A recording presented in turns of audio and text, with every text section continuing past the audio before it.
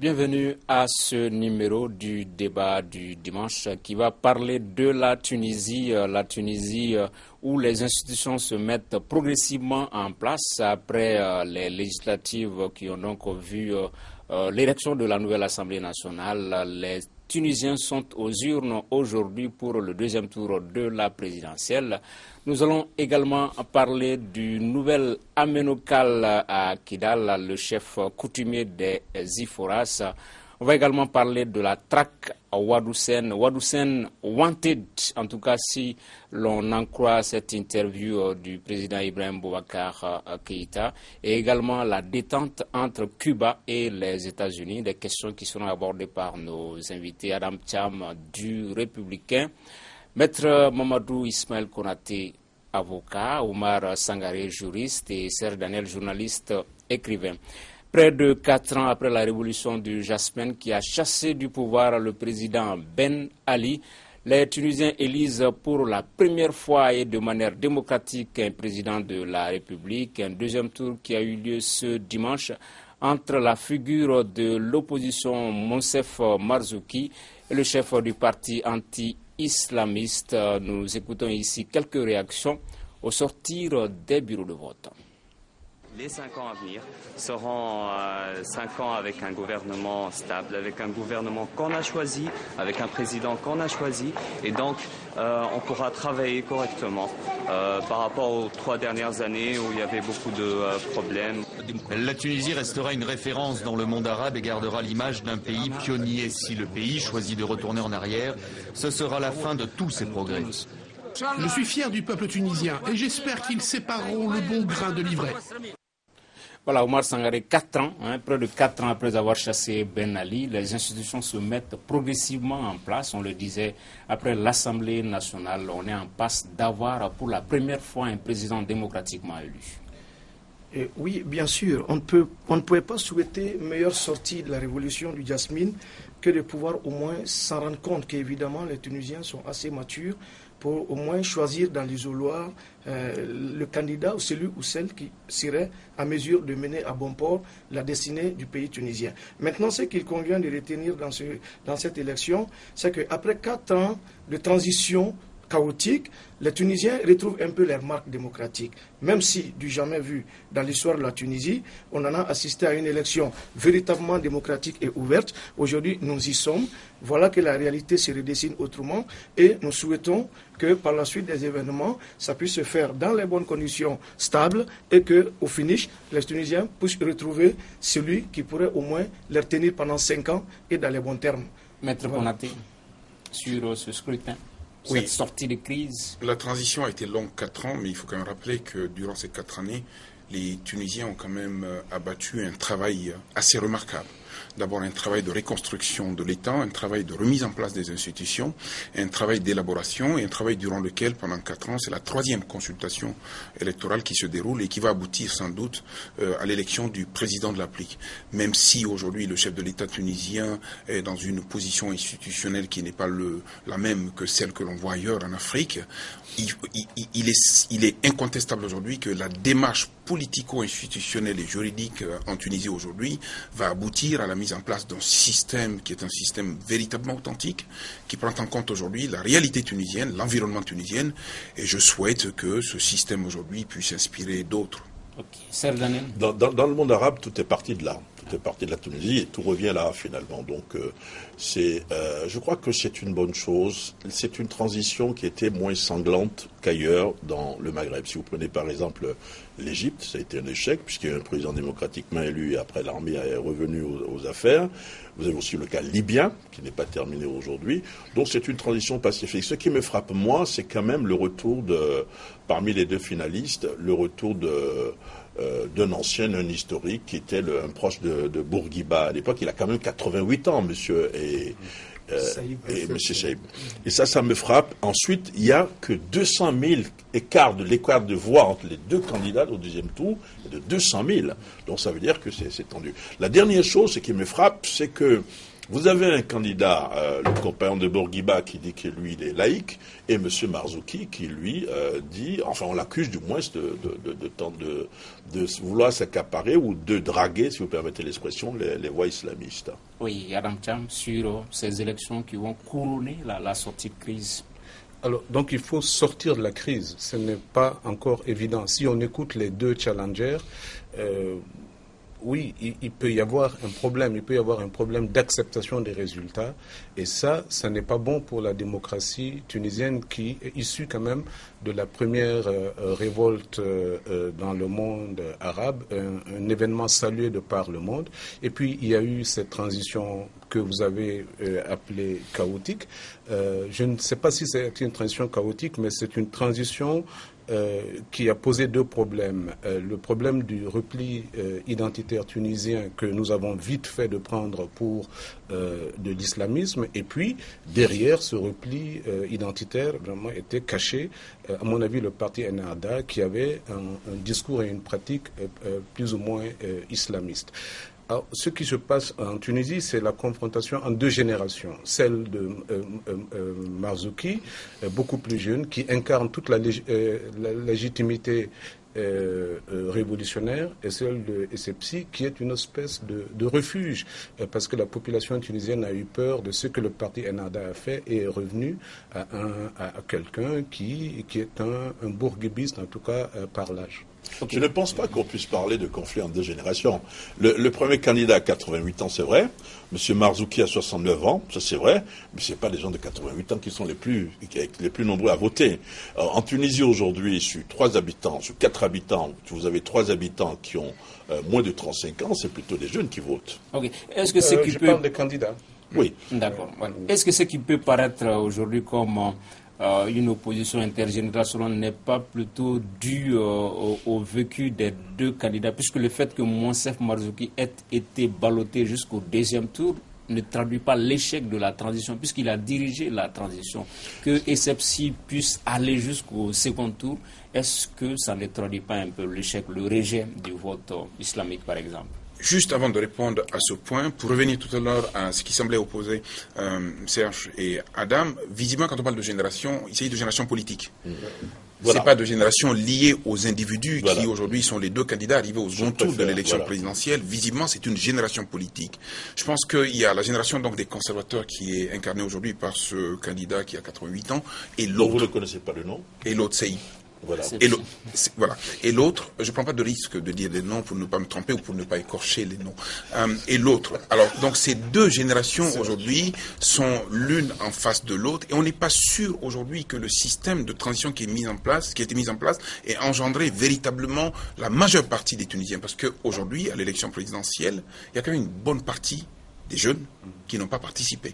Il y a aussi le taux de participation qui est très faible. 65% au premier tour. Au premier tour. Il va être beaucoup plus bas au second tour. On va voir les chiffres tout à l'heure. Et pour terminer sur ce point-là, justement, il y a un gros risque. C'est ce que Adam pointait du doigt tout à l'heure. Visiblement, quand on prend l'écart de voix au premier tour, s'il y a le même écart de voix, il y a un gros risque, évidemment, qu'on ne soit en face d'un contentieux, de contestation de l'élection, ce qui va nous ramener encore à des situations qui sont fort déplorables. Je suis d'accord, d'autant plus que il y a un soubassement de violence au cours de ces élections-là. Hier, de la nuit du samedi à dimanche, il y a des postes qui ont été attaqués. Des postes ont été attaqués, il y a eu au moins un mort. Donc effectivement, pour une fois, Maître Konaté a raison. Sangaré. Dans ce tracé de belligérance, moi je trouve que l'instabilité va trouver son compte. Je suis d'accord avec lui tout simplement pour reconnaître qu'évidemment tout oppose les deux candidats au second tour. D'abord, la fracture générationnelle n'est pas que politique. Contrairement à ce que l'autre l'a dit, elle est aussi idéologique. Par exemple, lorsqu'on se réfère à la pensée, c'est-à-dire à laquelle Bourguiba appartenait et que Saïd se réclame, c'est qu'il se déclare ouvertement anti-islamiste. Donc qui parle d'anti-islamisme entre directement dans un tracé de belligérance avec Ennahda, qui de façon radicale se décrit comme étant un parti radical islamiste. Maintenant, du point de vue... Est-ce que vous voulez dire que le rapprochement de Monsef Marzouki avec Ennahda lui a été fatal, puisque... c'est apparemment un vote laïque. Les gens ont voté pour Essebsi. Mais bien sûr qu'actuellement, dans le monde arabe, les gens ne semblent plus se positionner par rapport au radicalisme. Vu un peu les conséquences et les dégâts que les radicaux ont causés ça et là, donc personne n'est prêt aujourd'hui à s'allier totalement derrière cette idéologie. D'où l'idée de s'en démarquer autant qu'on le peut. Maintenant, lorsqu'on voit un peu le raidissement des positions de part et d'autre, j'ai l'impression qu'évidemment, la Tunisie va vers un affrontement des idées avant que ça ne se décrète en un affrontement entre personnes. Maintenant, le jeu à couteau tranchant... Très rapidement, pour ne pas monopoliser. Le jeu à couteau tranchant, ça ne va pas se faire de façon violente aussi directement, mais par la suite, lorsque les positions vont se raidir, on va assister à ça. Okay. Mais Marzouki n'est pas un islamiste. Marzouki est tout sauf un islamiste. C'est plutôt il était proche des droits de l'homme. Il fait plus nouvelle génération que l'autre, si vous voulez. Mais le problème, c'est qu'il y a un électorat qui se revendique un peu de l'islamisme. Donc, qu'on ne peut pas ignorer. Qu'on ne peut pas ignorer. C'est un peu comme au Mali ici, pendant les dernières élections. Les militaires, on l'a fait avec parce que c'était vraiment un poids qu'on ne pouvait pas ignorer. Mais Adam, comment comprendre qu'il ait été applaudi en janvier 2011, Marzouki, et qu'aujourd'hui, il se fasse balloter par Essebsi, 88 ans, ancien ministre de l'Intérieur de Bourguiba? Je ne le connais pas, je ne sais pas s'il a un style personnel qui ne plaît pas aux Tunisiens, mais je suis convaincu, comme Sangaré l'a dit, qu'il paye aussi pour avoir fricoté avec le parti Ennahda, qui est progressivement monté effectivement de l'islam mou presque à l'intégrisme. Et ça, c'était contraire à l'esprit de la révolution tunisienne. Je crois qu'il paye pour ça. Mais vous avez dit tout de suite, est-ce que ce n'est pas un échec? Je crois que c'est un échec de voir, c'est un échec pour le projet politique tunisien de voir Essebsi, effectivement, arriver au pouvoir, et c'est dans l'ordre du possible, puisqu'il vient de revendiquer, je crois, la victoire, contrairement au texte, contrairement à la loi électorale, il vient de revendiquer la victoire. Il est fort possible, effectivement, qu'il gagne. Mais ce faisant, ça veut dire simplement que c'est les tenants de la révolution du Jasmine qui ont été battus. Okay. Juste deux petits points, parce qu'en fait, vous êtes en train d'apprécier la situation de Marzouki dans un contexte véritablement de suffrage universel aujourd'hui. Et deuxièmement, il faut aussi prendre en compte cette situation particulière qui est qu'aujourd'hui, la Tunisie politiquement est disloquée. C'est-à-dire qu'aujourd'hui, que Saïb soit arrivé là où il est arrivé, c'est une réalité. Aujourd'hui, d'un point de vue sociologique et d'un point de vue sociologique politique, visiblement, on est en face de deux camps qui se valent presque d'une manière ou d'une autre. Et le souci, c'est que le troisième larron, c'est véritablement Ennahda aujourd'hui, qui va être assez déterminant. Marzouki n'a pas eu la tâche facile. Il y a d'abord le jus du pouvoir. Il est resté quand même depuis 2011. Et ce que les gens pensaient très rapidement, c'est que après le départ de Ben Ali, tout de suite, c'était le contraire. C'était le pays se mettait sur les rails. Et donc, il a pris des coups, peut-être d'ailleurs comme un rat de laboratoire, parce qu'il n'a pas pu se protéger, et qu'aujourd'hui, il est en train de payer le... D'accord. C'est un laborantin. Deuxième thème de cette émission. Les 4 terroristes, dont Wadoussen, le bourreau du gardien de prison Kola Sofara, seront traqués où qu'ils soient. La promesse est du président de la République du Mali, Ibrahim Boubacar Keïta. C'était en début de semaine à Dakar, au cours d'une interview avec Radio France Internationale. Les 4 terroristes dont il s'agit ont été sortis des prisons en échange de Serge Lazarevitch, l'otage français. Oumar Sangaré, que vous inspire cette déclaration de l'espoir? Finalement, Wadoussen, il sera traqué. Il y a des chances de le voir un jour dans les prisons bamakoises, maliennes? Bon, tout est possible dans le paradoxe malien, parce que moi je te dis, tout est possible. De l'état de geôlier, il s'en est venu à l'état de quelqu'un qui est fugitif, qu'actuellement, qu'on est en train de rechercher.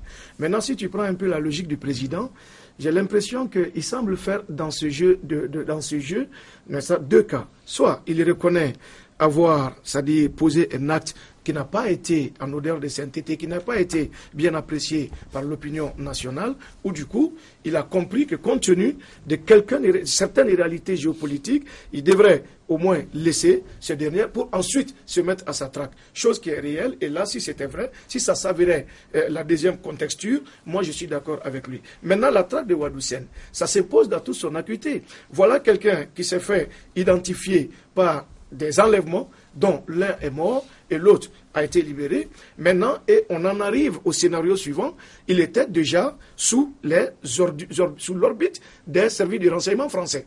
Donc, si tel est le cas, dans une guerre globale contre le terroriste, Wadoussen ne va pas sortir comme ça indemne.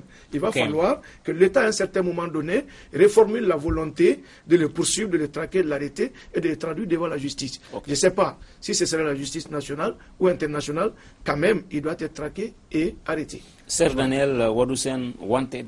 Oui, parce que lorsque le président de la République faisait cette déclaration, il y avait des opérations françaises dans le nord du Mali. En fait, ce qui s'est passé, c'est que les gens ont été libérés, mais il y avait une opération, semble-t-il, pour du moins les traquer, pour pouvoir les éliminer. On a eu le compte rendu de l'intervention, de la dernière intervention française dans le nord, justement dans un endroit où ce monsieur aurait été localisé. Et je ne suis pas dans le secret des dieux, peut-être que le président de la République savait qu'il y avait cette opération en cours et qu'il faisait de la communication pour dire nous allons les traquer pour que le lendemain on dise on l'a traqué. Donc voilà. Oui, Adam Cham sur la question. Bon. Lorsque le président parlait, 3 ou 4 jours avant, son ministre de la Justice avait déjà accordé une interview et il disait que les charges n'étaient pas abandonnées contre Wadoussen et que par conséquent on pourrait le chercher. Mais je ne sais pas pourquoi notre leadership se complique la tâche. Si c'est un objectif de reprendre Wadoussen et de le juger, le plus simple c'était de ne pas le libérer. Donc je ne crois pas, je crois que ça, le président l'a dit simplement parce qu'il a parlé. Alors la question pour moi c'est pourquoi il a parlé, parce que ça c'est un problème pas facile. Le président François Hollande a été questionné sur cette question, il s'est tu, le président Issoufou s'est tu, même le ministre nigérien des Affaires étrangères s'est tu, parce que c'était la charge éthique et morale de cela est énorme. Et je comprends qu'en tant que pays qui doit quelque chose à la France récemment, et je comprends que la France en tant que pays qui n'hésite pas à payer la rançon pour faire libérer ses otages, contrairement à d'autres pays, je comprends que c'était pas facile pour nous. Mais quand c'est pas facile, tu fais le silence est préférable. Et l'autre chose, pour répondre à Serge, si on reprend Wadoussen aujourd'hui pour le remettre en prison, ça veut dire quoi? Qu'on a rompu un pacte avec les djihadistes, mais il y a encore 3 occidentaux entre les mains de ces djihadistes dont la vie vaut largement celle de Lazarevitch. Et je crois que tôt ou tard, nous serons tenus pour responsables de ce qui va arriver à ces otages occidentaux si jamais nous ne jouons pas franc jeu. Maître Konaté, sur la question. Oui, moi j'ai été pendant très longtemps troublé. Véritablement troublé. Et j'étais encore mal à l'aise quand j'ai entendu des explications par-ci, par-là. Et c'est vrai qu'on peut comprendre le contexte dans lequel l'État du Mali a été amené à mener des actions. Mais au-delà des actions, aujourd'hui, il ne faut pas perdre de vue qu'on est dans un contexte d'abord où une seule chose doit prévaloir, c'est la justice. Wadoussen et d'autres ont été traqués d'abord, ont été appréhendés comme terroristes. Et particulièrement, mon trouble, c'est par rapport à Wadoussen lui-même, qui en plus d'avoir été traqué et mis en détention pour des faits de terrorisme, a quand même eu une démarche violente à l'intérieur de la prison de Bamako, où il a tiré à bout portant sur un surveillant de prison. De ce point de vue-là, c'est quand même un droit commun. Alors aujourd'hui, que l'on rentre dans une espèce de troc pour des motivations d'intérêt national, d'affaires d'État ou de tout ce que l'on veut, moi je veux bien aujourd'hui. Mais il faut faire la part des choses quand il s'agit de justice. Je pense qu'il ne faut pas perdre de vue que la justice c'est une victime et un bourreau. Et lorsque aujourd'hui on met le bourreau dans un contexte beaucoup plus important et intéressant que la victime, il y a un souci de ce point de vue-là. Moi j'ai écouté les explications du président de la République, mais j'étais encore plus troublé. Et aujourd'hui, Wadoussen est dans la nature, je veux dire, aller le traquer, moi je veux bien, je ne vois pas pourquoi on irait le traquer, Adam l'a dit tout à l'heure, je veux dire, c'est quand même une rupture de l'engagement qu'on a pris, mais en dehors de cela, pourquoi le traquer aujourd'hui, là où on l'avait sous la main? Et quelle est l'idée de justice que l'on veut vendre définitivement? Moi, je suis très important ce que tu dis, et je ne l'ai pas assez souligné, c'est que ce qui était facile, c'est qu'au lieu de le libérer, pourquoi dire aujourd'hui on va le chercher, alors qu'on pouvait ne pas le libérer tout simplement. Mais je vais aller plus loin pour quand même dénoncer l'hypocrisie des pays d'où sont originaires les otages. C'est un dossier que je connais un peu. La France a demandé au Mali de libérer un terroriste pour pouvoir obtenir la libération d'un de ses ressortissants. La France a payé une rançon, parce que c'est comme ça se passe. Donc ça a fonctionné en Y. D'un côté, il y a une rançon. De l'autre côté, on a libéré quelqu'un pour pouvoir obtenir la libération de Serge Lazarevic. Mais dès que ça se fait, le problème, c'est que c'est surtout le Sud qui porte le chapeau. C'est-à-dire que les associations de défense des droits de l'homme qui tapent sur le gouvernement malien, par exemple, je suis d'accord, mais on aurait pu avoir des réactions pour impliquer quand même dans ces déclarations les pays occidentaux. Parce que rien ne se fait sans ces pays occidentaux. Ce sont ces pays qui demandent aux pays africains, comme le Niger, comme le Mali, de payer des rançons, de transporter des rançons ou de libérer des terroristes pour obtenir la libération des terroristes. Vous avez vu le médiateur nigérien, il ne parle plus aujourd'hui. Il avait commencé à parler, il ne parle plus. Parce qu'à partir du moment où on met les choses sur la table en disant, en fait, voilà, on a libéré un terroriste et on a payé une rançon, mais donc c'est aussi simple d'obtenir la libération d'otages occidentaux. Ok. Omar, est-ce que ça ne c'est pas l'opportunité de parler des principes même de la libération des terroristes, puisque non seulement on encourage le terrorisme à travers leur financement, mais on envoie aussi un message négatif à ces forces de défense et de sécurité qui risquent leur vie pour la capture de ces terroristes. Les forces spéciales qui ont capturé Waroussen à Gao, les éléments des renseignements d'État qui l'ont capturé ici à Bamako à CI 2000 ont risqué leur vie. Et si on libère comme ça, est-ce que ce n'est pas l'occasion de revenir sur le principe même de la libération des terroristes? Mais encore une fois, la pensée qui consiste à dire véritablement que l'Occident et nous évoluons sur des registres qu'on peut qualifier de géométrie variable et réelle. Par exemple, selon qu'on se réfère à la contexture américaine, française ou autre, la libération d'un otage n'est pas envisageable. Même à l'aune des trocs, des changements ou autres, d'interéchange, ça ne se fait pas. Mais pourquoi on nous impose? Parce que réellement, les gens ont tendance dans ce conflit Touareg-Mali, les gens ont tendance à oublier un facteur qui est extrêmement important. D'où l'idée de la constance, de la présence de la force française, ou du moins des pesanteurs exogènes, qui font que les détenteurs de pouvoir à l'intérieur de nos États n'ont pas suffisamment de coups de franche pour pouvoir s'en tirer à bon compte. Maintenant, ce qui semble s'imposer dans toute sa dimension, c'est que réellement, nous sommes dans un univers étriqué où il y a plein de cartes qui n'ont pas été encore abattues, où l'opinion n'a pas été suffisamment éclairée sur les tenants et les aboutissants, et d'où que l'on sort des analyses que j'appelle des sentiers battus de l'ambiguïté idéologique, on reste un peu sur une posture, c'est que la France est encore maîtresse de notre devenir. Et la France a encore la dernière carte par rapport à la résolution de ce conflit et son implication plus ou moins négative et imposante fait peser beaucoup d'incertitudes sur la réalité de la rébellion au Mali. Adam Cham. C'est-à-dire qu'il ne faut pas se faire d'illusions. La France est aujourd'hui un des déterminants de la sécurité et de la stabilité du Mali. Et de ce point de vue, on ne peut pas faire fi de la France. La question que vous posez, il y a trois. Il y a le principe même de la libération des otages. Il y a la libération de l'otage Kewa Dossen parce que c'est un cas spécifique. Et puis, il y a le fait qu'un président de la République a cru devoir à parler de ça.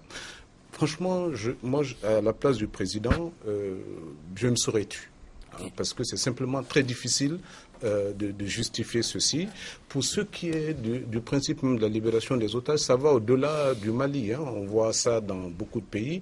Et le drame, c'est pas nous, c'est la France. Je ne pense pas qu'un pays qui est l'auteur de la Déclaration des droits de l'homme doit accepter doit demander ce genre de choses à un pays. Okay. Les Américains ne l'auraient pas demandé. Les Britanniques également. Les Britanniques non plus. Un tour sur la page Facebook de l'émission pour prendre cette réaction. Issaka Kouma qui dit Waroussen ne sera plus jamais arrêté car le président l'a déjà prévenu, donc il prendra ses précautions.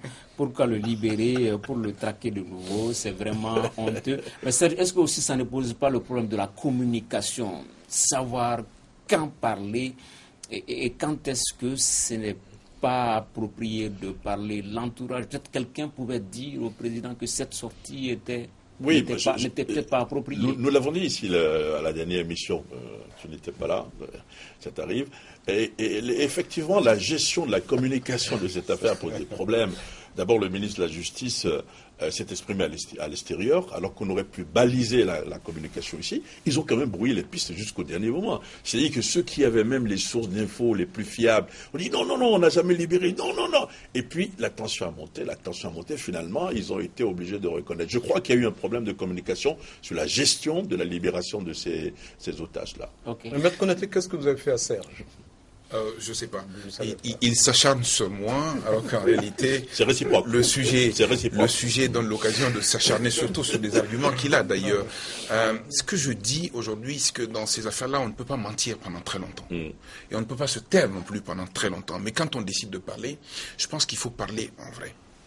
Dire aujourd'hui qu'il y a eu quatre djihadistes qui ont été libérés en réponse à la libération du français, c'est une évidence.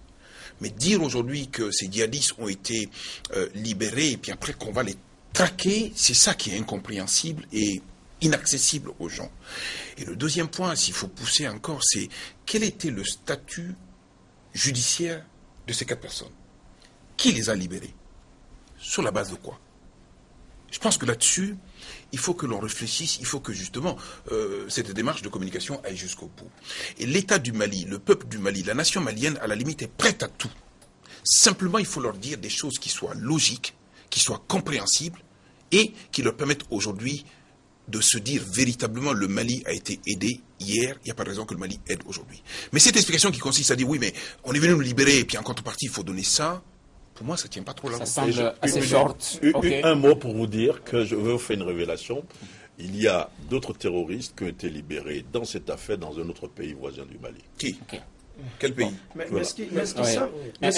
dernier tour de table avant de venir au prochain thème. Mais dans cette histoire, ce qui semble davantage exaspérer l'opinion, c'est qu'il y a beaucoup de non-dits et le président semble un peu à tenir à, je dirais pas à bon escient, les discours, où que ça se doit et comment ça se doit et que dire que ne pas dire. Maintenant, dans la rétention de l'information, je ne suis pas beaucoup partant pour ça parce qu'on est dans un contexte où effectivement, comme il a dit, l'opinion a suffisamment besoin d'informations logiques, vraisemblables, et ce n'est même pas des choses qui se contredisent à tout bout de champ. Par exemple, quand on libère aujourd'hui et on se met dans une posture de traque, moi je pense qu'effectivement c'est paradoxal. Quelqu'un qu'on avait entre les mains, s'il faudrait qu'on le laisse partir pour ensuite courir derrière lui, moi je me dis, mais à quoi bon? Est-ce que l'État va passer tout le restant de sa mandature à courir derrière quelqu'un déjà qui était dans les mailles de la justice? Et maintenant, ça ne se justifie pas. Et probablement Wadoussen qui a eu l'opportunité de participer aux funérailles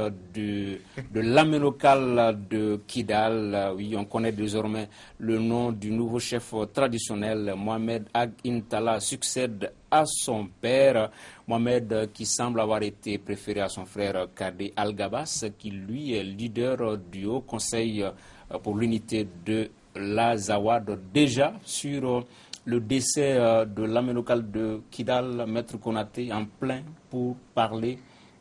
Un mot déjà sur l'homme, mais avant de parler des autres implications. Je le connais très peu, donc je ne pourrais pas trop en parler. Mais ce dont je pourrais parler, c'est visiblement quel peut être l'impact justement de ce décès sur le processus et puis surtout sur la détermination de cette famille-là, de cette communauté-là, par rapport à son engagement vis-à-vis du maintien de l'État national. Je pense qu'aujourd'hui, il y a pas de doute que les perspectives doivent être les mêmes, parce que visiblement, ce vieux notable a été malade pendant quelque temps, a eu le temps sans doute de passer les messages essentiels. Et visiblement, cette personne qui reprend la suite aujourd'hui est une personne qui sans doute est aguerrie, probablement un peu plus mûre que les autres, et mieux à même aujourd'hui pour poursuivre un peu des perspectives qui puissent nous amener aujourd'hui de régler la crise au nord, d'aller vers la paix et d'aller vers l'entente et la concorde nationale dans le cadre de la réconciliation nationale. C'est tout ce que je peux dire. Une observation d'abord, la première photo que vous avez montrée, c'est pas la photo de Mohamed Agintala. Ça peut arriver, c'est la photo de Harib, qui est le porte-parole du Haut Conseil pour l'unité de l'Azawad. Ça, c'est pour les téléspectateurs. Tout à fait. Parce qu'Africap, c'est du sérieux. C'est pour dire que vous connaissez bien. Oui, ça m'arrive. Voilà. Donc, mais moi, je pense que j'ai connu le vieux Ntala. Je l'ai vu 2 ou 3 fois. Il est très sympa. Il est quand même au pouvoir depuis. Il était très sympa. Il était quand même au pouvoir depuis, enfin, assis dans le fauteuil depuis 1962, quand même. Donc c'est un vieux de la vieille. Ce qui a frappé, c'est que pendant les 3 premières rébellions, contrairement à ceux qui se disent, que moi j'ai entendu, Les 3 premières rébellions, il a pris parti plutôt pour le Mali. Il a condamné ces rébellions. Moi, en 2006, je me souviens, Yadar Ali avait mené une rébellion, il était retiré dans le Terrara, j'y étais, par Maître Konaté, et je me souviens que, au retour, c'était capital, le vieux Ntala avait condamné les Yadar Ali. Ça, c'était vraiment important. Je pense qu'avec le temps, il a pris de l'âge. Est-ce que il girait avec la même vigueur, la même lucidité que par le passé, j'en doute peut-être, mais c'est vraiment quelqu'un de très important qui est décédé. Vous avez vu, le Niger a envoyé son Premier ministre, le Mali a envoyé le haut représentant du chef de l'État aux négociations d'Alger, l'ancien Premier ministre Modibo Keïta. Les gens sont venus de la Tunisie, d'Algérie, d'un peu partout. C'est vraiment un baobab qui est tombé. Adam? Bon, il est là depuis longtemps. Il faudrait que les gens sachent qu'il a été préféré à son frère aîné par l'administration coloniale et par l'État malien. Il faudrait que les gens sachent que le 14 novembre 2014, l'interview qu'il a accordée à notre confrère de Sahélien.com, il dit très clairement qu'il était pour la séparation. Et même pas pour la fédération, etc. Donc de ce point de vue-là, même si nous avons vu un Intala très proche de l'État malien de 60 à la dernière rébellion, parce que n'oublions pas qu'il a été aussi député de l'UDPM pendant tout le temps qu'a duré effectivement l'UDPM. Il a été, c'est vrai, opposé un peu opposé à la rébellion de 90, mais c'est parce qu'il pensait que la rébellion, et à juste raison, que la rébellion de 90 était contre tous les chefs traditionnels, et ça c'était vrai. Hein. Le mythe Iyad est né de cette rébellion et ça n'était pas bon pour les Intala. Mais pour cette dernière rébellion, vraiment c'était étonnant de voir le vieux patriarche que tout le monde considère comme une espèce de Dalai Lama demander la séparation, même pas la fédération. Et je m'incline sur sa dépouille parce que c'était un grand monsieur. Serge n'est pas le seul à l'avoir rencontré, mais sa position sur la question de l'Azawad reste très troublante pour moi. Omar Sangaré. Par rapport au rang qu'occupait ce vieux dans l'architecture touareg, je dirais un peu que ce personnage s'est révélé beaucoup plus controversé de tout le temps qu'il a eu à faire à la tête, comme on l'appelle aujourd'hui Aménokal. Du début de la rébellion de 60-63, où il a eu à jouer un rôle tampon pour que l'apaisement puisse s'effectuer jusqu'au début de la dernière rébellion, moi je me dis, bon, derrière, souhaitons que ça soit la dernière, tant et si bien il s'est révélé beaucoup plus controversé parce qu'il a défendu des positions de partition ces derniers temps-ci. Comme Adam Cham l'a dit, il s'était prononcé contre l'autonomie et contre le fédéralisme. Donc il dit ouvertement, il n'y a plus possibilité pour les Touaregs et pour l'État malien de pouvoir vivre dans un même et seul créneau. Donc si telle était sa position avant qu'il ne décède, il n'y a pas de doute que Intala soit véritablement un problème et non une solution pour le Mali. Maintenant, si on se souvient encore de des dernières frasques qu'il a eu à faire, moi je me dis, sa prise de position était beaucoup plus radicale et sans faille.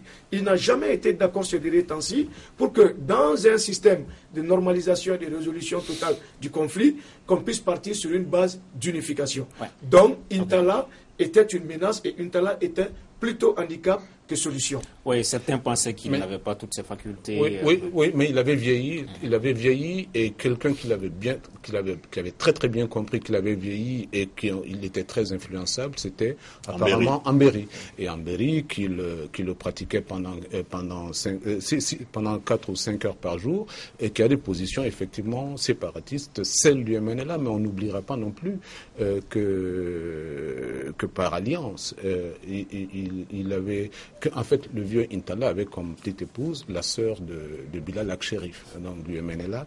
Et je crois que l'arrivée de Mohamed à l'Amenokala, comme on dit, permet de décanter les jeux. Parce que Mohamed a dit très clairement qu'il est pour l'État malien, même si il est extrêmement difficile dans cette zone grise de voir vraiment des gens qui sont carrément pour l'État malien et qui le restent.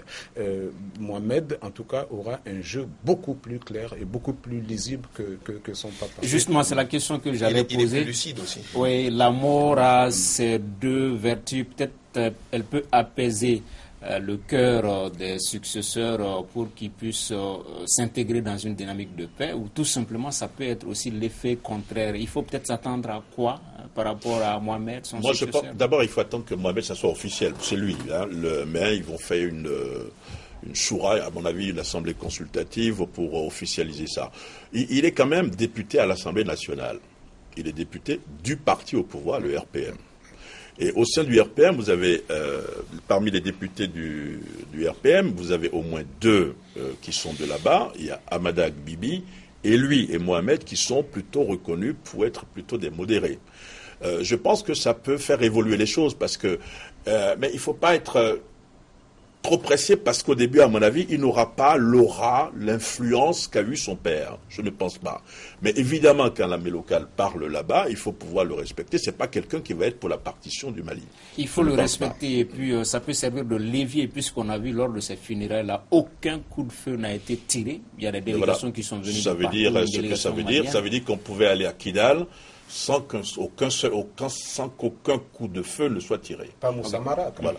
Je croyais avoir dit le contraire. Non, à la condition de prévenir qu'on arrive. Mais de baliser, voilà. Mais quand même, quelques semaines avant les événements du mai, il y avait une délégation, un émissaire du président qui avait été reçu par Ag Intala et on avait prévu une rencontre de toutes les communautés du Niger jusqu'à la boucle. Mais les réponses, on n'a pas pu attendre les résultats et les événements du 21 mai sont intervenus. Est-ce que, Oumar, il faudrait insister sur ce levier-là, la famille Ag Intala? La paix peut venir de là-bas, c'est un levier à actionner. Le véritable point d'achoppement au Kidal, tout le monde le sait, même si on ne se le dit pas ouvertement. Pour certains aussi, il fallait éclabousser cette hégémonie des Intala pour qu'il y ait paix. C'est les deux visions. Mais bien sûr, l'architecture sociologique dans cette zone-là est telle que, comme l'a dit Maître Konaté, si Amnokal parle, il est respecté, il est écouté, il a un aura. Maintenant, pourquoi, depuis tout le temps qu'il a eu à faire à la tête de cet Amenoloka, il n'est pas parvenu à véritablement faire apaiser la situation et si possible à le faire disparaître à jamais. Mais pour vous dire qu'il y avait non seulement un double jeu de la part de cette famille, mais autrement que ce double jeu va continuer. Ils vont continuer à tendre la main à l'État tant qu'il le faut pour pouvoir s'enrichir, je ne sais pas par quelle voie législative ou voie haute, je ne sais pas, ou du moins, ils vont continuer à s'appuyer sur la gâchette, au moins pour troubler davantage la quiétude de l'État malien. Maintenant, si on reste un peu dans la posture de la lisibilité de cette famille, j'ai l'impression que dans un paradigme d'analyse, ils ne sont pas des solutions, ils sont des problèmes. Maintenant, sortons de cette logique du mensonge qui consiste à dire tantôt il y a Mohamed qui est pour nous, tantôt Intala était avec nous, le tout embarqué dans un schéma de compréhension sont contre le Mali. Donc, évitons ça. Ce n'est pas une exception. Il y a peut-être des Intala dans toutes les régions. Il y a des autorités coutumières. C'est dans toutes les régions. Peut-être qu'il ne faudrait pas particulariser. Non. Ça fait partie des us et coutumes. Moi, je ne suis pas dans l'amalgame. Il faut le dire à quelqu'un qui travaille pour une grande radio étrangère et qui a couvert les funérailles, enfin, la mort, le sujet de la mort de Intala comme si c'était le Dalai Lama. Donc, c'est... Serge ne me regarde pas avec ses yeux de gendarme. Mais ça, c'est pour moi la preuve a posteriori. Je m'étais toujours battu contre ce que j'entendais. Je pensais que c'était vraiment que tous les médias étaient indépendants, etc. Mais la manière dont la mort de Intala a été couverte par RFI est quand même assez troublante. Mais je reviens sur le sujet simplement de est-ce que la famille Intala est essentielle à la paix à Kidal? Aujourd'hui, franchement, il n'y a pas d'autre solution que de négocier avec les vrais fauteurs de troubles au nord. Les vrais fauteurs de troubles au nord, c'est les djihadistes. Soit on les écrase, soit on négocie avec eux, mais cette situation-là, mi-figue, mi-raisin, n'est pas possible. Et puis, il faut savoir que la famille Intala, récemment, a été plus ou moins une espèce de filière de blanchiment pour les gens d'Ansardine.